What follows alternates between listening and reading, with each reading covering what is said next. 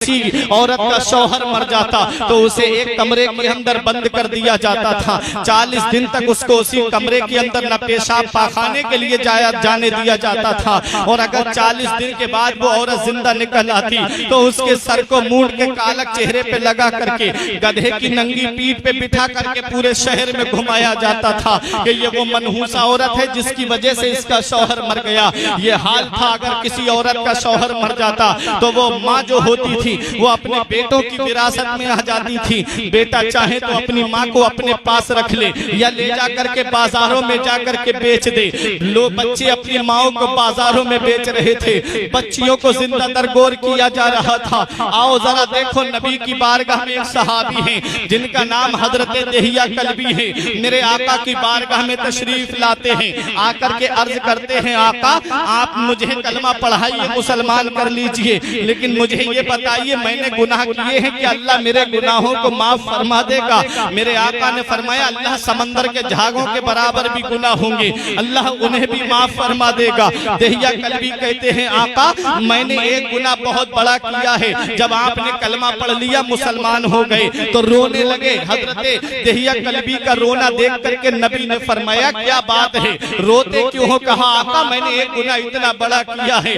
कि अल्लाह वो गुनाह भी मेरा माफ कर देगा। मेरे नबी ने फरमाया क्या गुनाह किया है? कहने लगे या रसूल अल्लाह मैं जब जमाना जाहिलियत में अपने इन हाथों से 70 लड़कियों को जिंदा दरगोर कर चुका हूँ, 70 लड़कियों को जिंदा जमीन में गाड़ चुका हूँ। या रसूल अल्लाह क्या अल्लाह मेरे इस गुनाह को माफ कर देगा? मेरे आका की आंखों में आंसू आ गए। जिब्राइल अलैहिस्सलाम हाजिर होते हैं, अर्ज करते हैं आका अल्लाह आपको सलाम कहता है। अल्लाह इरशाद फरमाता है जब दहिया कल्बी ने एक मर्तबा कलमा तैयब पढ़ा था तो अल्लाह ने उनके 70 लड़कियों के जिंदा दफन करने के गुनाह को माफ कर दिया था। आप मेरी तरफ तवज्जो दीजिए, आप मेरी गुफ्तगू को बहुत गौर से सुनिए। नबी की जिंदगी हमारे लिए कैसे नमूना अमल है, जरा मेरी तरफ मुतवज्जे होइए। मैं आपको बताना चाहता हूँ मेरे नबी ने फरमाया अल्लाह ने तुम्हारे इस गुनाह को भी माफ कर दिया। दहिया कल्बी फिर रोने लगे, कहने लगे आका एक गुनाह और मुझसे हुआ है, क्या वो गुनाह भी अल्लाह मेरा माफ कर देगा? फरमाया गुनाह क्या है? कहने लगे आका मेरी बीबी हामिला थी, मेरी बीबी उम्मीद से थी, मैं तिजारत के लिए चला गया। मेरे आका जब मैं बाहर चला गया कई साल के बाद वापस आया, लेकिन बीबी से ये कह के गया था कि अगर लड़का पैदा हो तो मोहल्ले में मिठाइयाँ बांटना, अगर बेटा पैदा हो तो दावत करके सबको खिलाना, और अगर बेटी पैदा हो तो उसका गला दबा करके मार देना।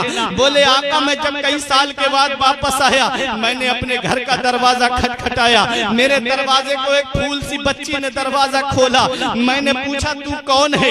उसने कहा मैं इस घर की मालिक की बेटी हूँ। कहा आप कौन है? कहा मैं इस घर का मालिक हूँ। कहते हैं आका वो बच्ची मेरे कदमों से लिपट गई और मेरे कदमों को पकड़ के कहती थी अब्बा आप कहाँ चले गए थे? क्या आपको अपनी बेटी की याद नहीं आई? मैं कब से आपको अम्मी से पूछती थी कि अब्बा कब आएंगे, तो अम्मी कहती थी बेटी बाहर गए हैं बहुत जल्द आ जाएंगे। अब्बा बहुत देर कर दी आपने आते आते, मैं आपका कब से इंतजार कर रही थी। दहिया कल्बी कहते हैं मैं अपनी बेटी को अपनी बीबी के पास ले गया। मैंने कहा ये किसकी बेटी है? तो दहिया कल्बी की बीबी ने कहा ये तुम्हारी बेटी है। कहा तूने मेरी नसीहत याद नहीं रखी? मैंने कहा था अगर लड़का पैदा हो तो मोहल्ले में मिठाइयाँ बांटना, और अगर लड़की पैदा हो तो गला दबा करके मार देना। वो कहती है मेरे शौहर जब मैंने बेटी को जन्म दिया था तो मेरे दिल में ये ख्याल आया था कि गला दबा करके मार दूं, क्योंकि मेरे शौहर ने कहा है, लेकिन जब मेरा हाथ इसके गले की तरफ बढ़ा तो मेरे ज़मीर ने मुझसे झंझोड़ के कहा था अगर आज तूने अपनी बेटी का गला दबा दिया तो कयामत तक बच्चियों का भरोसा माँ की ममता से उठ जाएगा, कोई भी बेटी अपनी माँ की ममता पे भरोसा नहीं करेगी। कहा मैंने इसलिए अपनी बेटी का गला नहीं दबाया। दहिया कल्बी कहते हैं मैं ये सुन करके आग बगोला हो गया। मैंने अपनी बच्ची के सर के बालों को पकड़ा और हाथ में कुदाल लेकर के जंगल की तरफ चलने लगा।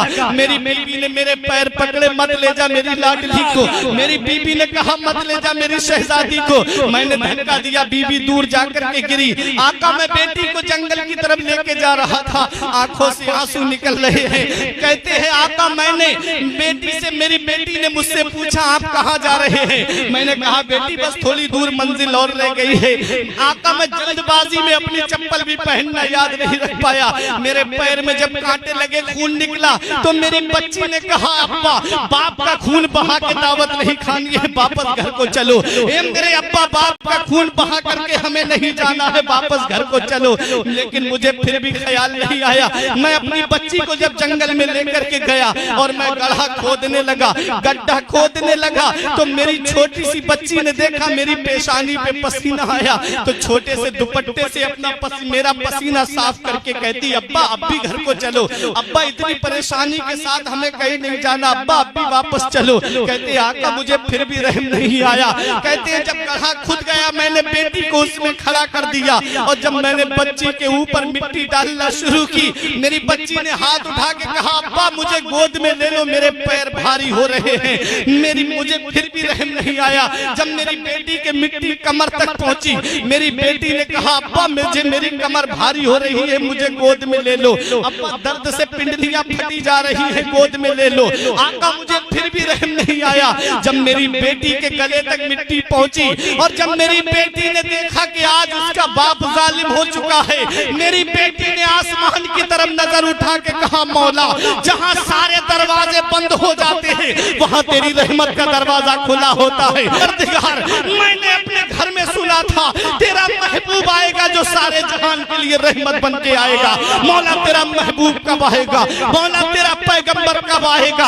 आज बेटी पढ़ाओ बेटी बचाओ का नारा लगाने वालों, इसी हिंदुस्तान की सरजमीन पे देखो, इसी गंगा नदी के किनारे पर, इसी गंगा नदी के किनारे पर जब किसी की चिता जलती थी, किसी का शौहर मर जाता था, तो उसकी बीवी को भी उसी चिता पे जला दिया जाता था, उसकी चिता पे जिंदा जला दिया जाता था। वो बेटी कहती थी मेरे बाप मेरा शौहर मर गया, इसमें मेरा क्या कसूर है? मेरे भाई मेरा शौहर चला गया, इसमें मेरी क्या गलती है? मुझे चिता पे जिंदा क्यों जलाया जा रहा है? तो बाप कहता था मेरी बेटी मैं रिवाज से जंग नहीं लड़ सकता, यही रस्म चली आ रही है, यही रिवाज चला आ रहा है। अगर किसी का जवान शौहर मरता है तो उसे भी चिता पे जिंदा जला दिया जाता है। आज अगर भाई कहता है बहन मैं रस्म रिवाज से लड़ाई नहीं ले सकता, इधर हिंदुस्तान में बेवाओं को चिताओं पे जिंदा जलाया जा रहा है, उधर मक्के की सरजमीन पर बेटियों को जिंदा दरगोर किया जा रहा है। ये सारी दर्द भरी आवाजें आसमान के पर्दे से जाके टकरा गई और ये आवाजें पुकार के कह रही थी मौला कब तक बेवाओं को चिताओं पे जलाया जाता रहेगा। ठीक 12 रबीउन नूर को ऐन खाना काबा के सामने अब्दुल मुत्तलिब के घर से हजरत आमिना की गोद से सुबह सादिक के वक्त में एक आवाज बुलंद होती है, दफन होने वाली बच्चियों अब परेशान मत हो, चिताओं पे जलने वाली बेवाओं अब परेशान